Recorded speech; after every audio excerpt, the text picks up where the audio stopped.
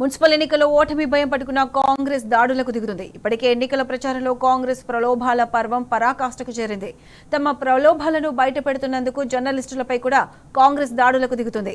సూర్యాపేట జిల్లా కోదాడలో 7వ వార్డులో కాంగ్రెస్ అభ్యర్థి చైతన్య అనుచరులు వీధి రౌడీలా ప్రవర్తించారు.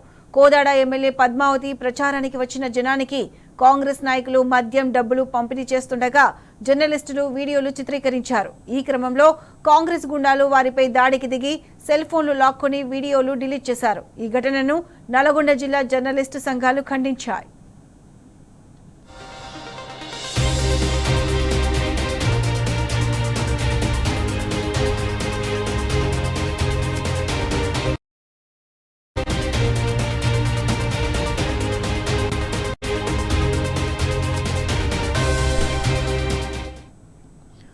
ఇదే అంశానికి సంబంధించి పూర్తి అప్డేట్స్ మా ప్రతినిధి రాము అందిస్తారు.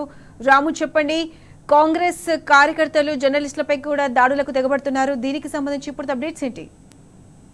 ప్రత్యూష, సూర్యాపేట జిల్లా కోదాడలో కాంగ్రెస్ పార్టీ నాయకుల దారిలో జర్నలిస్టులు తీవ్రంగా గాయపడ్డారు. అక్కడ ఈ రోజు ప్రచారానికి వచ్చినటువంటి కోదాడ ఎమ్మెల్యే ఉత్తమ్ పద్మావతి అక్కడికి వచ్చినటువంటి క్రమంలో పెద్ద ఎత్తున కూడా కాంగ్రెస్ పార్టీ నాయకులు డబ్బు మద్యం పంపిణీ చేస్తూ అక్కడ ఉన్నటువంటి ప్రజల్ని ప్రభావాలు గురి చేస్తున్నటువంటి పరిస్థితి అక్కడ నెలకొంది. దీంతో అక్కడ ఉన్నటువంటి జర్నలిస్టులు దాన్ని చిత్రీకరించే ప్రయత్నం చేశారు.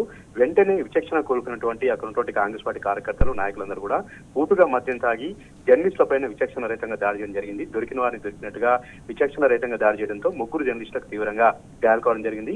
మిగతా ఒక 4 జర్నలిస్టులు కూడా అక్కడి నుంచి వెళ్ళిపోవడం జరిగింది. అయితే ఈ జర్నలిస్టుల పైన దాడి పట్ల ప్రతి ఒక్కరు కూడా ఖండిస్తా ఉన్నారు. ఉత్తమ్ కుమార్ రెడ్డి మంత్రిగా ఉన్నారు, ఉత్తమ్ పద్మావతి అక్కడ ఎమ్మెల్యేగా ఉంది.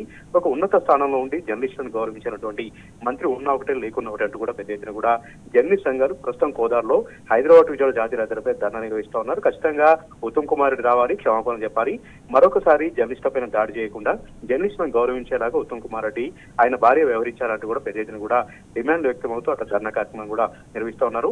వారం రోజుల క్రితం ఇదే మున్సిపాలిటీ ఎన్నికల్లో 11వ వార్డులో బీఆర్ఎస్ పార్టీకి సంబంధించినటువంటి అభ్యర్థిని కిడ్నాప్ చేశారు. ఇంట్లో బంధించి అక్కడ ఉన్నటువంటి రౌడీ ముఖం చేత దాడులు కూడా చేయించడం జరిగింది.